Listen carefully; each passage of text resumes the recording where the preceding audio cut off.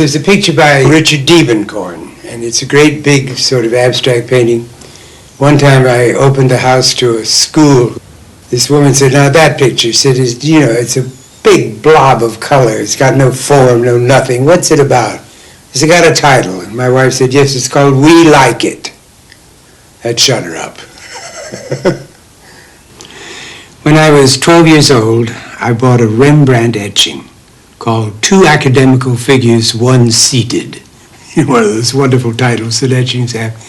It was really a marvelous picture, wonderful etching, great sort of example of Rembrandt's work. And it was in a little gallery in St. Louis, Missouri, where I'm from.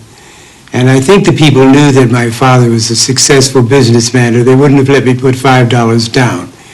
But it cost $37.50. And it took me about 3 years to pay for it, but it was worth it. It taught me a lot. Vincent Price's collection contains hundreds of drawings and engravings, a relatively inexpensive way to own the work of major artists. Before he became an actor, he studied art history at the Courtauld Institute, London, and he's been collecting all his life. I don't like to go into a collector's house and just see what I expect him to have. I don't want him to have all Rembrandts or all masterpieces or all old masters or modern masters. I want to be surprised by art, because art is a constant surprise.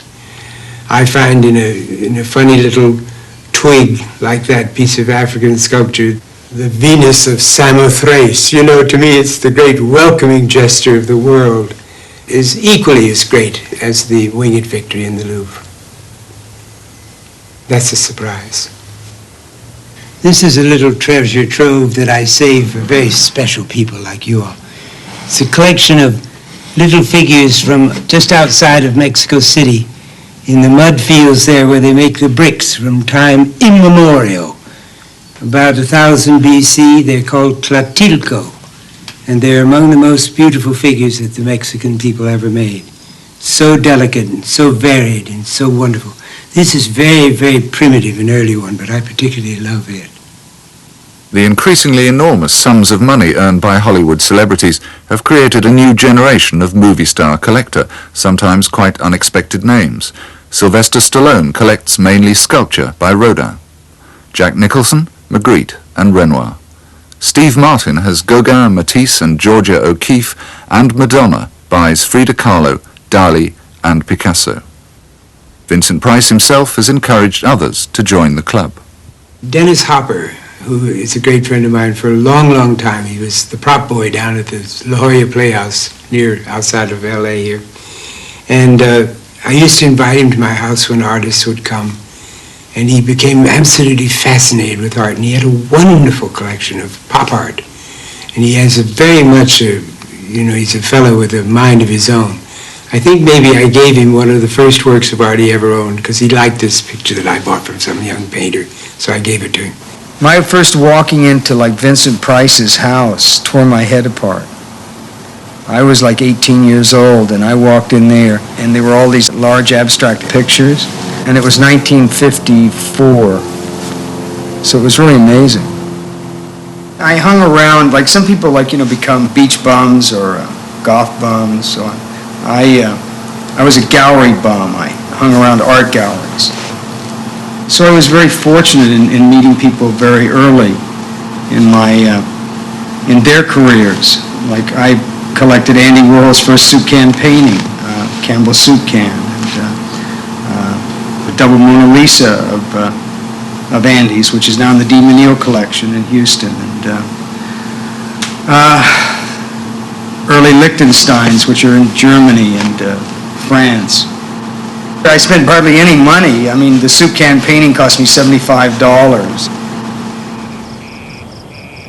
From modest beginnings via Easy Rider and a career of at least more ups than downs, Hopper has now become sufficiently a member of the Hollywood aristocracy to have a new house designed and built with collecting in mind. This is John Altoon, which is one of the second-generation abstract expressionists, 1960.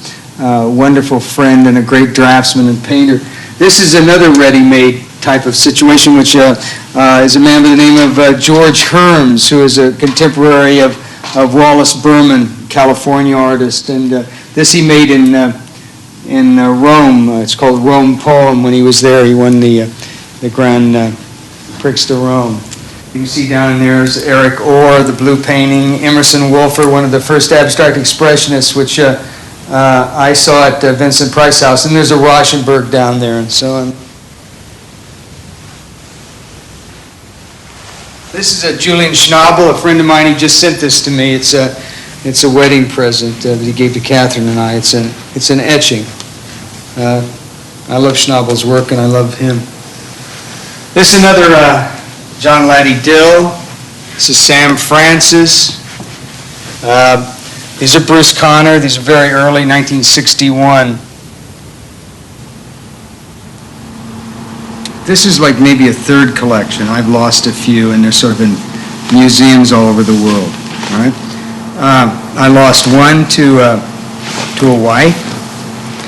I lost one to the government for taxes, and some of these things are from the 60s, but most of them are things within the last 5 years, 6 years that I've collected. You have to understand, I'm in a business that is very strange. It's not a regular kind of job where you can sort of figure how much money you're going to make every year. It's not old money where I've been given a great sum of money. So my money comes, there's times when I'm working, I make a lot of money. I mean, you know, and then there are times when I make no money.